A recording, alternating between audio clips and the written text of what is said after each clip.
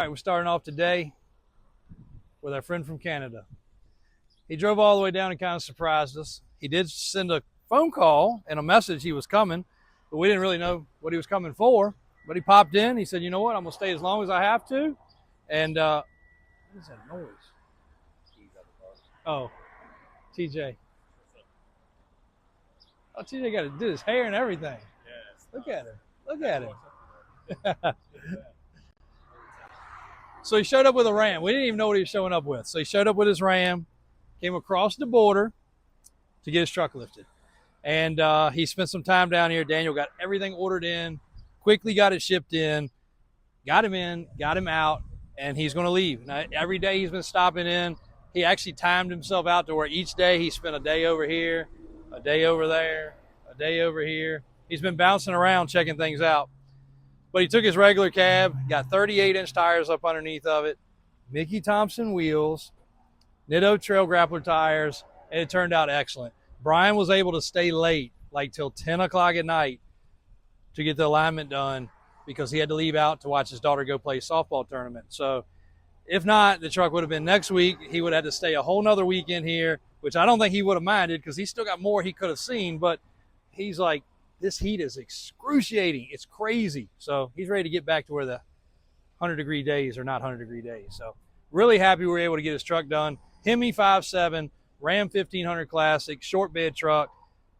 AJ was like, dang, that's a lot of tire, but Dodges are pretty forgiving. So a 38-inch tire, you don't think you can get under that. That's a 6-inch kit. Turned out excellent. It's lined up. He's carrying that thing back across the border, back to Canada. 15, 16 hours of driving to come down and visit us. We can't say enough about customers like that. Like, thanks for everything. Happy we're able to accommodate him.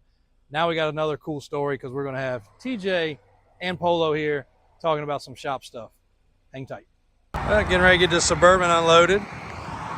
This Suburban's a great customer of ours. Unfortunately, he just kind of lost interest in it. It's been sitting around for a while, a little over a year, actually closer to a year and a half probably.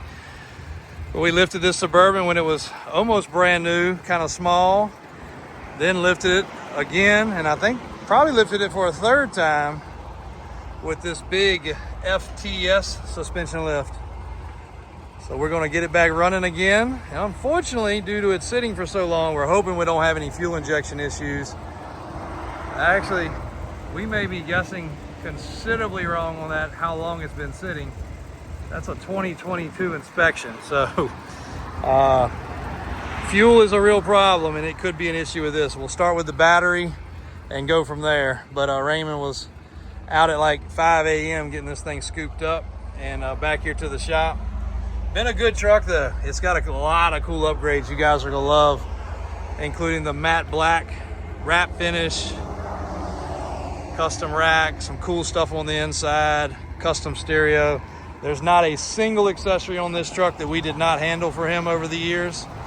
And it just may end up getting swapped in for something really, really cool. And I can't say much more than that, but it will be an over the top. You guys won't see this one coming. So we'll see. Got to get this one running first thing first, and then we'll update you. All right, another day of progress here. The boys have burned up more blades on this floor. I don't know if you guys understand, but concrete consists of rocks. And here's what when we did this floor, and I don't ever shortcut anything, and if you watch back, you'll see my actual concrete guy was literally just pulled out of here, and I had a customer I was talking to, and I was talking to Dave, so I couldn't get him on camera because I was gonna get him on camera saying how good of a job he did, which actually is screwing him now. Because we got, I guess, some heavy, concentrated, heavy-duty concrete because I didn't want it to ever have a problem. I didn't know if we'd put dump trucks in here, equipment in here. I didn't know what would ever go in this building. I really didn't ever anticipate that we'd fill it with square-body trucks. Though we knew square-body trucks, I really thought that building and that building would be square-body trucks. I think AJ's the one that made the decision that this would be square-body headquarters.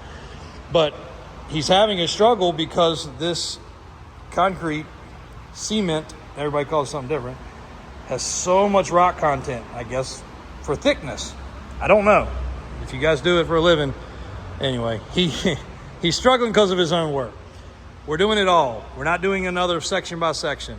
He's doing this section and he's doing that section, and we're done. All in one swoop. So we will be back up and running because this has been crucial. We moved the tan and white truck out. We brought it back this morning. The surprise was going to be 3.0 package. That was the plan. We are not going 3.0 package. Matter of fact, we had a customer reach out and ask about it that had looked at it before and may just want it the way it is. So Brian had to step out to go watch his daughter play in a ball tournament. So I'm kind of glad we slowed that one up. That worked out good. So we will change up progress there a little bit. But we did actually use that as the test dummy, bringing it in, bringing it out, bringing it forward, turning the wheels, doing everything. And this is doing good so far. So if you guys watch a video in 6 months and I'm complaining, we tried to test it the best we could. So we're going across all sections and that section. All of it's getting done. Dave and David are going to do the tirelessly task. It's hot. Like, guys, it is smoking hot today. It's already 97 degrees and the heat index is wild. We got rain coming this weekend, so we're going to get all this stuff moved out and they're going to continue to grind. Here's the grinder machine, propane operated, and this building will be emptied other than that stuff over there. All of it will be epoxied, and he's going to do a double coat through the center because this area, of course, gets the daily traffic. There it is. All right, guys, I'm holding the mic because we don't have 3 mics. We can't afford it quite yet. Y'all guys got to subscribe a little better. I've got TJ and I got Polo. They're both local shop owners. And this video we're just kind of really throwing together at the last second. But something happened this week. And if this world was a little better place like this, in a lot of ways, it would be a lot better place for everybody. But both these guys, essentially, are competitors of each other. They're both places that I send business to. The Polo's business runs a little differently, and I don't get a chance to send him as much business. But I am proud to say Polo might not be in business today if 20 years ago we didn't have a heart-to-heart. And I said, man, you need to do this. You know, how long has it been now? Absolutely. I've been open in 2010. So 16 years 16 this year. Years. So, and I think we had the conversation 4 or 5 years before I made the move. And I think you finally said, what's going to be the worst case scenario? You're going to go somewhere. If you don't make it, everybody needs mechanics, service writers, managers. You'll go to work. You'll always have a job. And I kind of took it to heart and was like, hey, I'm young. Let's do it. Yeah. And he did it. And then yep. I sent him business till he didn't even have time to do my business no more. And he just picked up and went on.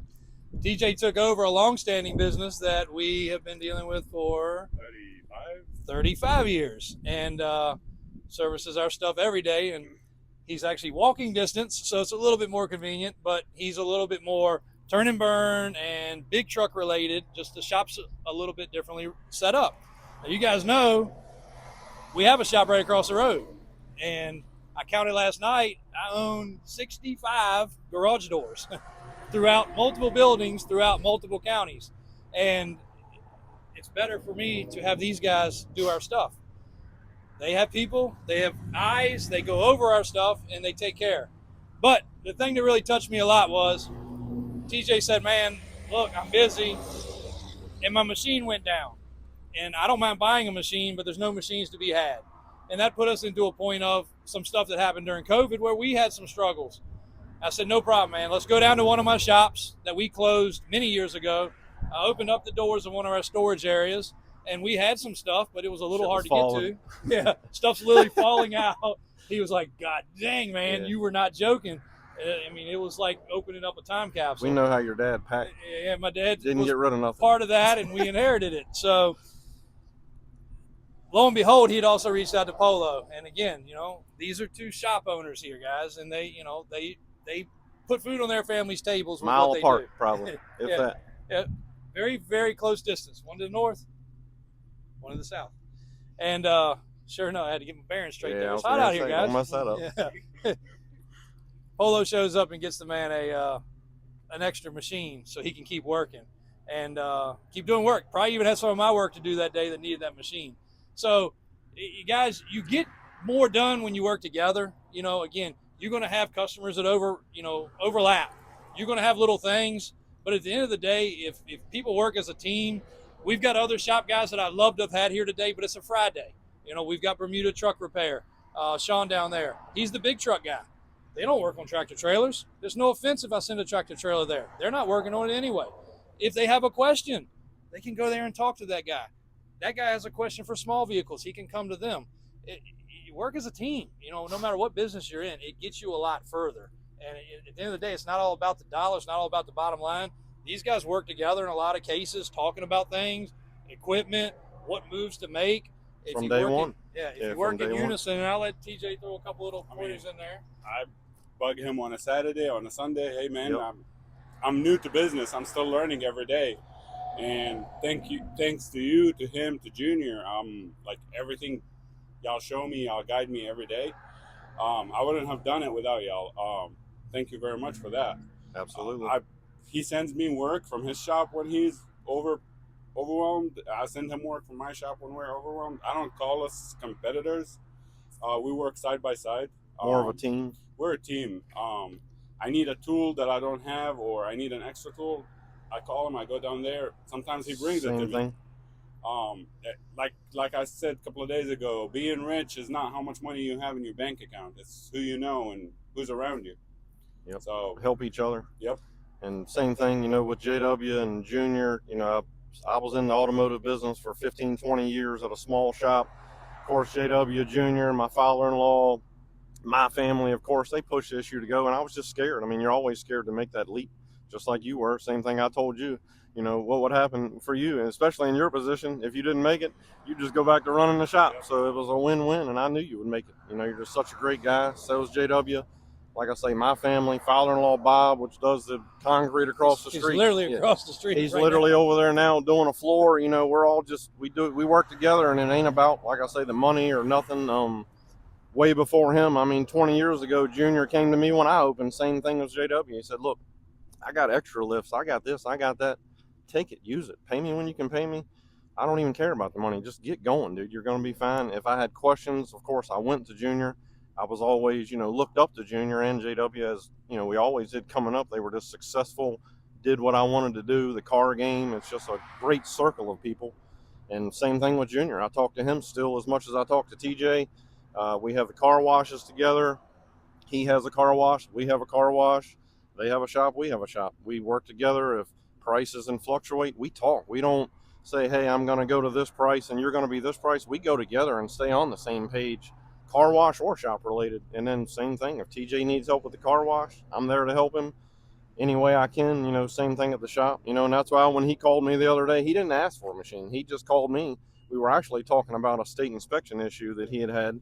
And he brought it up that, and this is going on. My AC machine's down, blah, blah, blah, blah, blah. I said, TJ, I got 2 134 machines. I'll go to the shop, see what's going on, which we have 3, I think, total. But, of course, when I got there, I knew what I had, and I knew the position he was in. And no business owner wants to be in that position, not just because of us, but we have to catch the flack on the backside, not from him, but the customer's car has been there for a day or two. They don't care that our machine's broke. They don't care about the excuses.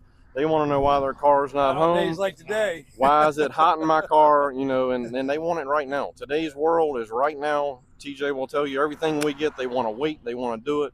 So it's us. And then when you don't do that, the people are blasting you online. It's your fault when it's really out of our hands. But like I say, right back to helping him out.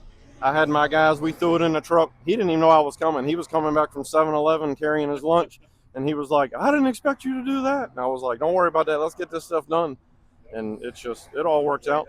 He told me later he might need it. I said, look, just do your thing. When you get done, we'll get it back. We all work together, all of us. And that's what's made us all successful, is having a good group of friends, family. And we just keep it that way. Even though it's friends, we're all more like family, really. But even AJ behind the camera, AJ worked for me years ago. He's grown up around me. I watched him come up from a teenager to a man with a kid, and he's just really grown up. I'm proud of him. Can't say enough about that either, AJ.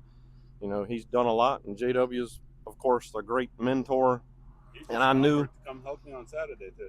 Yeah, and when JW took us All back, right, phones in 100 degree don't work out. yeah, so they get hot. So anyway, just going back to AJ real quick, like I say, I've watched him grow up. him and Matt, they're all good, like kids to me. So to see these guys succeed and do good in life is great.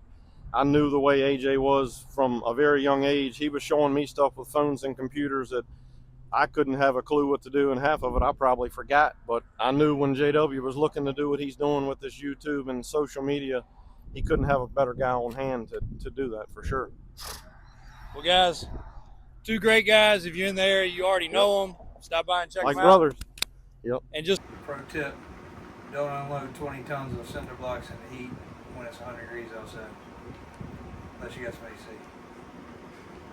AC.